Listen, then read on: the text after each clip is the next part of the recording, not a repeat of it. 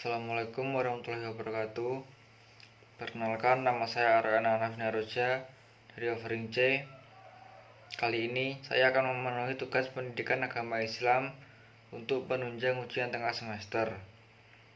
Saya akan mempresentasikan PowerPoint dengan materi yang berjudul Dinamika Kebudayaan dan Peradaban Islam.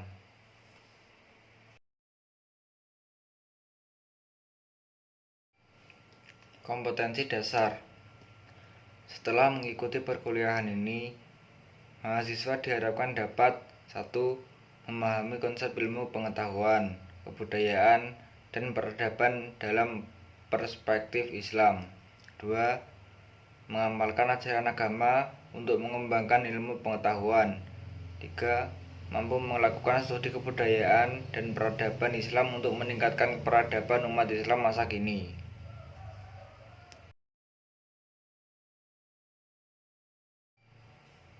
Peta konsep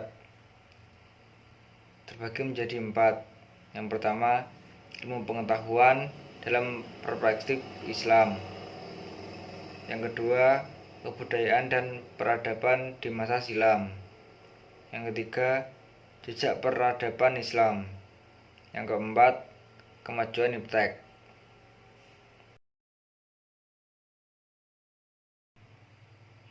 Ilmu pengetahuan dalam perspektif Islam terbagi menjadi 3. Yang pertama, urgensi ilmu dalam Islam. Yang kedua, integrasi ilmu, iman, dan amal. Yang ketiga, kedudukan dan tanggung jawab ilmuwan.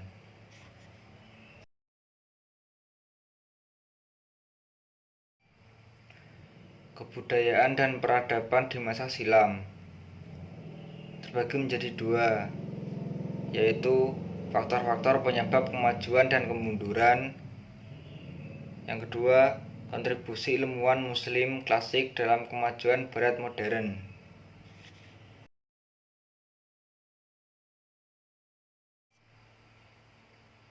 Kemajuan iptek. Kemajuan iptek terbagi menjadi 2. Yang pertama, pandangan Islam terhadap kemajuan iptek. Islam memberikan perhatian yang sangat besar terhadap ilmu pengetahuan. Hal ini sangat erat kaitannya dengan fungsi ilmu pengetahuan yang sangat penting bagi manusia. Sejak pertama kali manusia diciptakan, Allah Subhanahu wa Ta'ala telah menunjukkan kelebihan Adam alaihissalam sebagai manusia pertama dibandingkan dengan makhluk lain tentang kemampuannya yang menguasai ilmu pengetahuan. Ini dibuktikan ketika Adam alaihissalam mampu menyebutkan berbagai nama benda-benda secara lengkap, sedangkan para malaikat tidak mampu melakukannya. Dan yang kedua, merajut asa kebangkitan umat Islam di bidang iptek. Islam sebagai agama samawi terakhir secara potensial memiliki kemampuan untuk menjadi rujukan seluruh khasanah ilmu pengetahuan.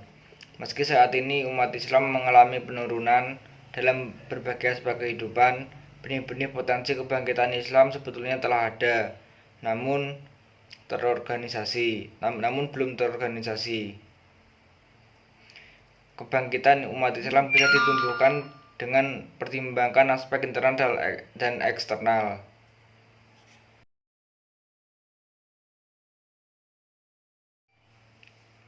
Jejak peradaban Islam. Jejak peradaban Islam terbagi menjadi 2. Yang pertama, wujud peradaban Islam di Indonesia. Wujud dari peradaban Islam di Indonesia bisa dibagi menjadi 3. 1. Birokrasi keagamaan. Di semua kerajaan Islam, penasihat raja adalah para ulama. 2. Ulama dan karya-karyanya. Ulama muslim terkenal pertama di Indonesia adalah Hamzah Fansuri, seorang tokoh sufi pertama yang mengarang kitab Asraru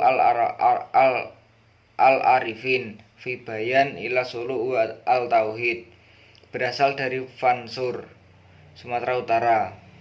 Ulama lain yang terkenal adalah Syamsuddin al-Sumatraini, Nuruddin ar-Raini, Aceh, dan Abdurrahman Singkel. 3. Arsitek bangunan yang tertuang dalam arsitektur masjid-masjid di Indonesia.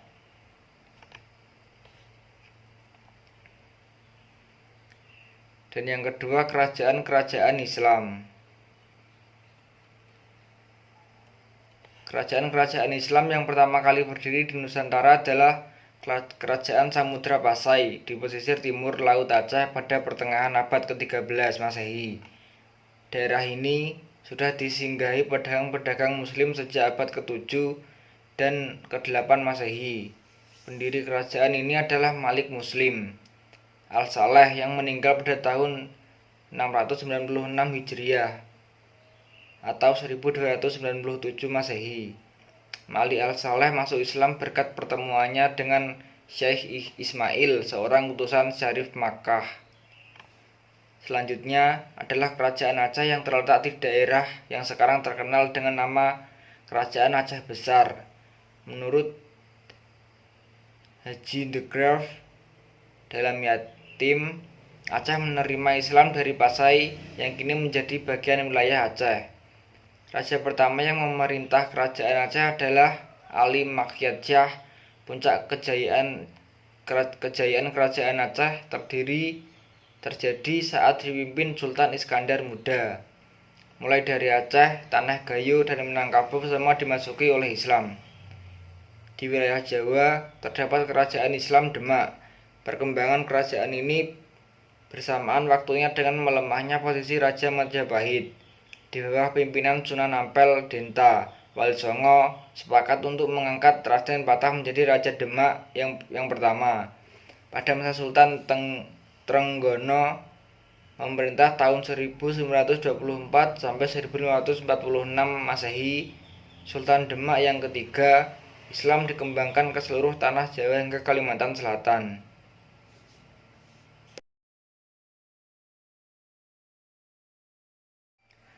Kesimpulan, adanya dinamika kebudayaan dan peradaban Islam menunjukkan bahwa dengan kemajuan iptek akan semakin membangkitkan asa peradaban Islam dalam mengalami kemajuan seperti dulu.